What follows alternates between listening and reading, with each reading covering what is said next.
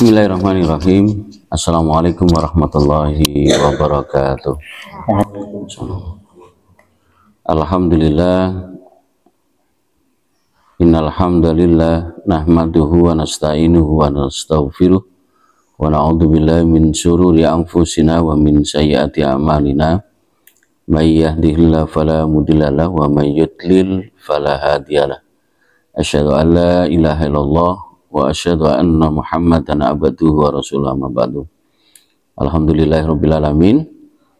Tiada kata kecuali kalimat syukur kepada Allah SWT atas segala nikmatnya yang telah memberi kekuatan lahir dan batin, memberikan rasa aman, dan insya Allah Allah akan menjamin rezeki di hari ini dan untuk berikutnya. Salawat serta salam mudah-mudahan tetap tercurahkan pada baginda Rasulullah SAW. Di kesempatan yang berbahagia ini, dulu terakhir pernah mungkin kita membahas tentang adab bertamu. Kita coba berliterasi, bahasanya Ustaz Fikri ya artinya, berliterasi berkenaan dengan etika melakukan perjalanan jauh. Jadi ada hal-hal. Jadi setiap apapun aktivitas kita ini sebenarnya sudah dicontohkan oleh baginda Rasulullah SAW.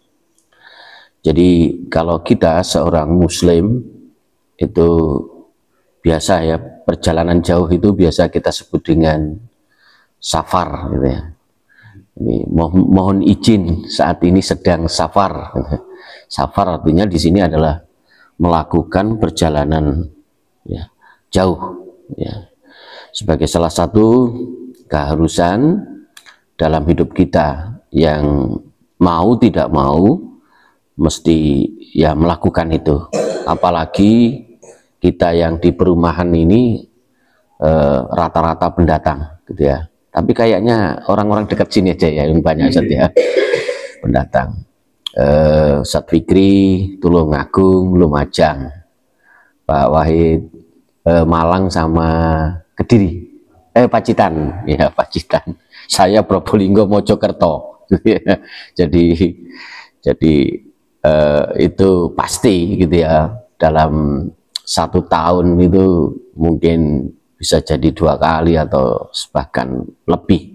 Belum lagi berkegiatan yang lainnya selain melakukan perjalanan jauh yang di situ sebagai bentuk silaturahmi dan mengunjungi bisa jadi keluarga atau orang tua dan sebagainya.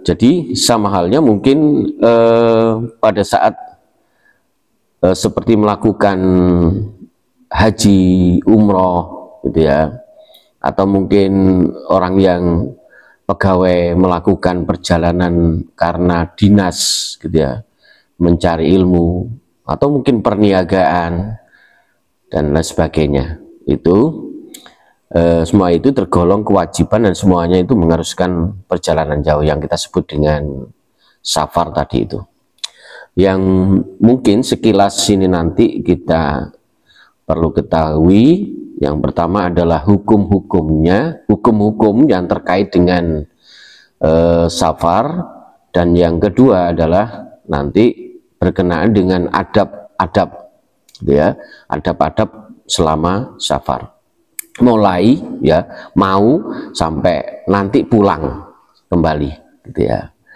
Yang pertama hukum-hukum yang terkait dengan safar yaitu yang pertama diperbolehkan seseorang itu mengqashar sholat yang 4 rakaat ya. Bahkan mungkin saya singkat saja, mengqashar dan menjamak gitu ya. Mengqashar dan menjamak. Mungkin bab secara fikih berkenaan dengan batasan mengqashar dan menjamak nanti mungkin di kesempatan lain mungkin ya. Dalam sebuah firman Allah di dalam surat An-Nisa, wa idza darabtum fil ardi falaisa alaikum junahun an taksuru minas shalah. Dan apabila kamu berpergian di muka bumi, maka tidaklah mengapa kamu mengkosor sembahyangmu. Nah, ini di firman Allah ya, firman Allah. Ya. Jadi kita dikasih bonus ya, bahasa kita mungkin ruksoh, dikasih keringanan gitu ya. Sama seperti kemarin ada teman yang kuliah di UIN itu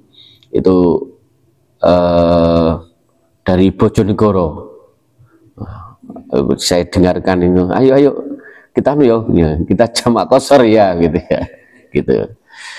Itu yang pertama. Yang kedua, mungkin tidak semua dari kita yang mungkin tahu diperbolehkan mengusap kuf. Kuf itu alas kaki yang tertutup. Kalau sekarang sepatu gitu ya, sepatu. Selama 3 hari 3 malam. Berdasarkan penuturan Ali, Nabi Shallallahu Alaihi Wasallam mengizinkan kami selama 3 hari 3 malam bagi musafir dan 1 hari 1 malam bagi orang yang berdiam. Maksudnya adalah mengusap kuf pada saat bersuci, pada saat berwudu, gitu ya.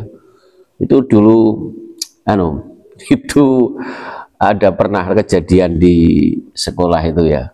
Jadi sebenarnya tidak melakukan perjalanan, tapi diri di sekolahan. Jadi mengusap kaos kakinya, gitu. Kaos kakinya tidak dilepas, gitu. Ya itu ikhtilaf ya. Menurut saya sih, selama kita masih ada keleluasaan, tidak ada halangan untuk melepas alas sepatu kita, kaos kaki kita, dengan masalah. Karena di zaman Rasulullah kan ya ini lantainya kan lantai apa ini namanya, pasir ya Ustaz ya, belum ada keramik dan sebagainya. Lalu yang ketiga, diperbolehkan tayamum ketika tidak ada air. Ya, kesulitan misalkan di kereta api itu kan atau mungkin di bis yang perjalanan tanpa henti gitu ya. Kalau kereta api kan kita tidak bisa, Pak izin Pak mau sholat dulu gitu ya. Tidak bisa, atau mungkin dikasih waktu kayaknya enggak gitu ya. Jadi diperbolehkan. Wa in kuntum mardha aw ala safarin aw jaa ahadum minkum minal ghaib aw la mastumun nisa falam tajidu ma'an faytayammamu sa'idam thayyiba famsahu biwujuhikum wa aidikum. Dan jika kamu sakit atau sedang dalam musafir ya, atau kembali dari tempat buang air, atau kamu telah menyentuh perempuan kemudian kamu tidak mendapat air, maka bertayamumlah dengan tanah yang baik, sapulah mukamu dan tanganmu ya. Ini luar biasa ya sekalian ya. Jadi di surat An-Nisa 43 ini disampaikan bahwa jika kita musafir ya, kembali sakit ya, sakit karena tidak boleh, kan ada yang sakit sama dokter panas sekali greges, jadi kalau ke kamar mandi misalnya apa-apa kena air tambah greges dan sebagainya gitu ya, atau musafir itu, atau kembali dari tempat buang air, nah, artinya BAK gitu ya, atau BAB gitu ya, itu di sini dianjurkan berwudu ya, bersuci ya gitu ya. Atau telah menyentuh perempuan kemudian kamu tidak menemukan air, maka bertayamumlah gitu. Ya, ini kita tidak detail sampaikan tentang tayamum juga. Maka di situ tayamum dengan tanah yang baik, sapulah mukamu dan tanganmu gitu ya. Jadi bagian muka sama tangan saja, dan itu insya Allah hanya sekali gitu ya. Lalu yang berikutnya, diberi keringanan untuk tidak berpuasa Ramadan, itu juga rukhsah, tapi punya kewajiban untuk menggantinya. Saya singkat-singkat. Dan yang kelima, diperbolehkan sholat sunnah di atas tunggangan atau kendaraan sambil menghadap ke arah yang dituju. Oh, ternyata dari Tulungagung naik kereta atau naik sepeda kereta gitu, bis, menghadap ke timur, gak usah menghadap ke kiblatnya gitu ya, tetap gitu ya, lucu nanti ya, nanti ditertawakan sama orang-orang, loh kok aneh kok menghadap kursinya orang itu gitu ya, karena sholat menghadap kiblat. Jadi seperti yang dicontohkan Rasulullah pada saat melakukan perjalanan dari Madinah ke Mekah, Rasulullah tetap berada di atas tunggangannya ya, sesuai dengan arah tadi ontanya tadi ya, seperti itu. Diperbolehkan menjamak tadi ya, sudah ya. Nah, itu berkenaan dengan hukum-hukum yang ada kaitannya dengan safar. Nah sekarang adabnya yang pertama menyiapkan bekal safar dengan baik, gitu ya. Menyiapkan bekal safar di sini, sahabat Ibnu Abbas radhiyallahu anhu berkata, dahulu penduduk Yaman berhaji tanpa membawa perbekalan. Mereka berkata, kami adalah orang-orang yang bertawakal, gitu ya. Bertawakal. Jadi karena bertawakalnya ya, bersandar karena Allah, jadi dia tidak menyiapkan bekalnya. Namun ketika sampai di Mekah, mereka meminta-minta kepada manusia. Nah ini satu contoh, misalkan ke Surabaya atau kemana, wis disiapno kopi, disiapno camilan gitu ya. Bekale akeh nih. Terutama kalau nggak bawa seperti itu, yang mungkin yang penting bawa duit akeh ini ya. Berbekalah kalian, sesungguhnya sebaik-baik bekal adalah ketakwaan. Ya, kalau kecuali dan dari bekal-bekal yang ada tadi itu, ya, berbekalah kalian, dan ditegaskan sebaik-baik bekal adalah ketakwaan. Tetap ketakwaan sebagai selimut pondasi dari perbekalan itu semuanya. Lalu tidak safar sendirian. Oh, ini saya juga baru membaca ya, literasi ini. Tidak safar sendirian. Rasulullah pernah bersabda, saya bacakan artinya saja. Seandainya manusia mengetahui perkara yang ada pada safar sendirian, sebagaimana yang aku ketahui, tentu seorang musafir tidak akan melakukan safar pada malam hari sendirian. Tidak melakukan sendirian. Anjuran untuk safar bersama teman ini hukumnya sunnah. Adapun dalam keadaan darurat maka diperbolehkan, gitu ya, mendadak atau apa gitu ya, panggilan mendadak sebagainya. Sehingga keadaan yang diperbolehkan untuk safar sendirian adalah ketika ada kebutuhan dan ada karena saya baca di referensi lainnya, pada saat kita melakukan perjalanan sendiri ternyata ada yang menemani. Siapa? Setan. Pada saat kita melakukan berdua, maka 2 setan di situ. Pada saat rombongan lebih dari 2, 3, itu berarti insya Allah kita saling mengingatkannya itu, gitu ya. Jadi nanti itu ada referensi lainnya berkenaan kenapa tidak boleh ya, kecuali terpaksa tadi ya. Ternyata di situ ada setan, gitu ya. Kan banyak kejadian orang yang sendirian lalu ada di apa istilahnya Ustaz, yang di gendam kesasar, lalu apa digendam apa Ustaz, dibujuk di orang itu loh Ustaz. mudah dia kan, karena tidak ada yang mengingatkan gitu ya, dia ngomong. Ternyata itu ada dalilnya ya, ada referensi itu nih. Mungkin nanti kita coba lihat kenapa, mungkin kita searching kenapa tidak boleh sendirian. Lalu yang ketiga, menentukan ketua rombongan. Nah ini penting, ini ternyata menentukan ketua rombongan. Sebagaimana yang dituntunkan oleh baginda Nabi Shallallahu Alaihi Wasallam, disunahkan menentukan ketua rombongan.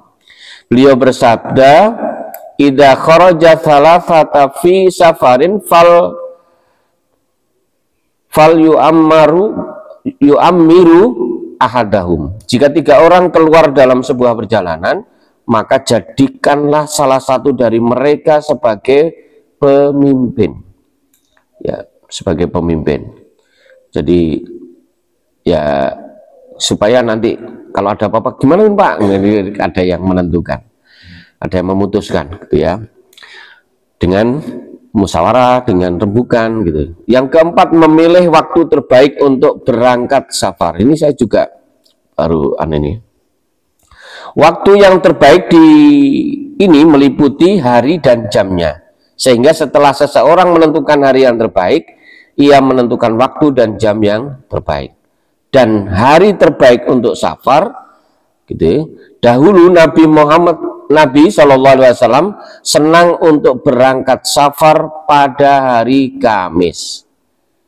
Pada hari Kamis, gitu ya.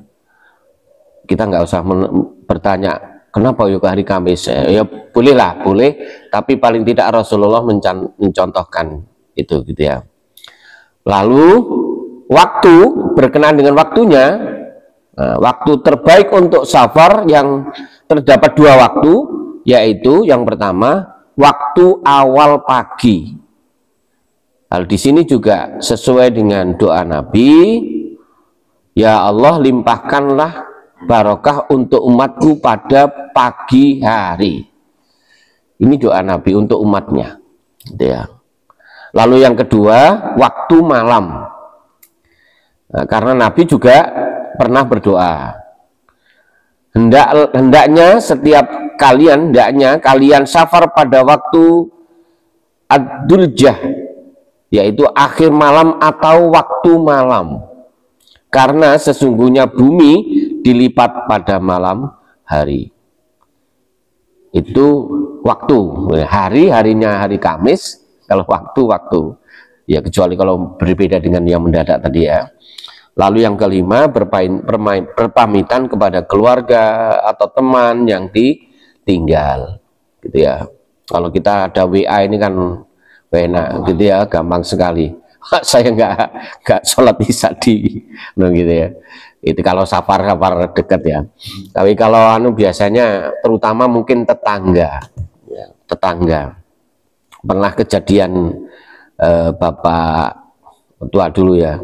Jadi sampai lampu rumah itu didesain, gitu ya, didesain 2 saklar tersendiri pada saat bepergian lebih dari 1 hari 2 hari.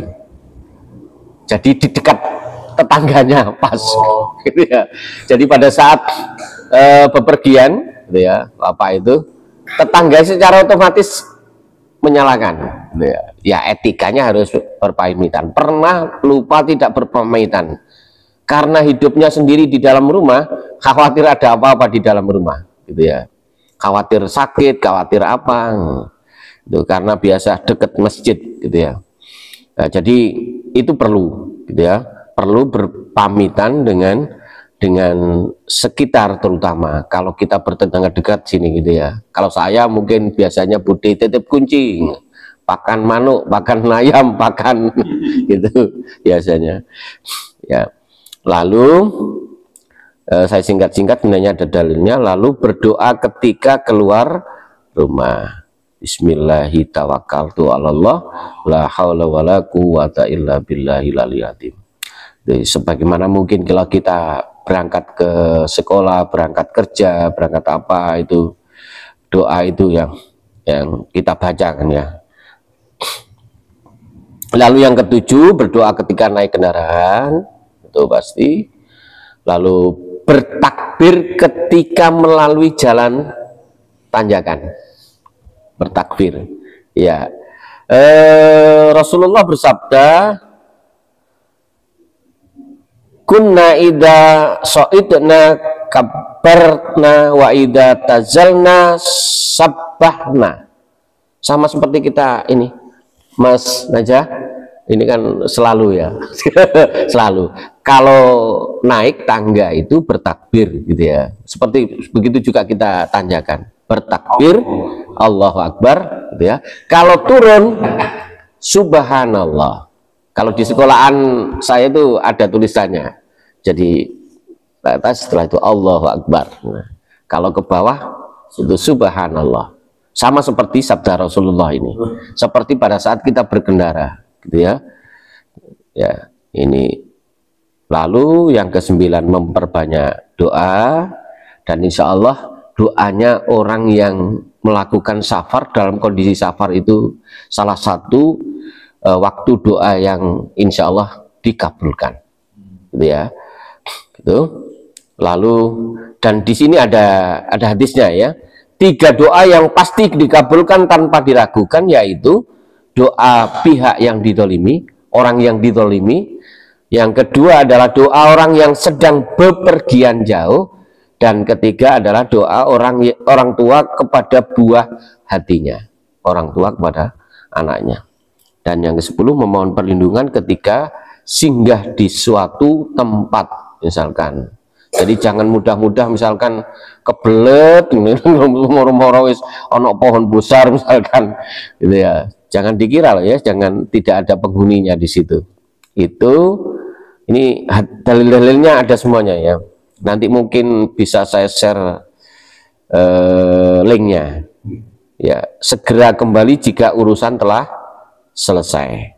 Dan yang ke-12 mengabarkan kedatangannya kepada keluarga. Satu contoh, misalkan kita mengabarkan mau yang dikunjungi, juga bisa jadi perlu mengabarkan pada saat kita sudah sampai, juga mengabarkan alhamdulillah sudah sampai, itu juga.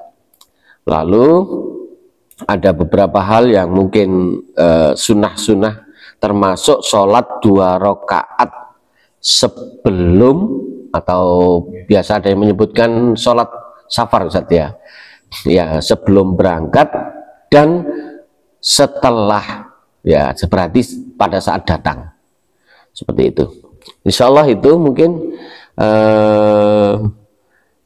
belajar kita di pagi hari ini. Ternyata banyak hal yang mungkin, ada beberapa hal yang tidak saya ketahui, termasuk yang bepergian sendirian, lalu tadi waktu dan jamnya gitu ya. Karena selama ini pokoknya ya jadi sesuai dengan enak pagi ya setelah subuh ben gak kepanasan, ya. Ternyata luar biasa. Atau malam hari sepi gitu ya. Karena menghindari kemacetan. Ternyata Rasulullah di situ juga menganjurkan di waktu dan hari, terutama hari Kamis tadi itu. Tapi kalau kita yang bekerja dan sebagainya biasanya ya hari libur Ustaz ya, gitu ya. Itu saja mungkin yang bisa kita pelajari di pagi hari ini. Mudah-mudahan bermanfaat untuk kita semuanya, sehingga tujuan utamanya adalah meningkatkan keimanan dan ketakwaan kita kepada Allah Subhanahu wa taala. Kita akhiri dengan membaca hamdalah, alhamdulillahirabbil alamin, subhanakallahumma bihamdika asyhadu an la ilaha illa anta astaghfiruka wa atubu ilaik. Wassalamualaikum warahmatullahi wabarakatuh.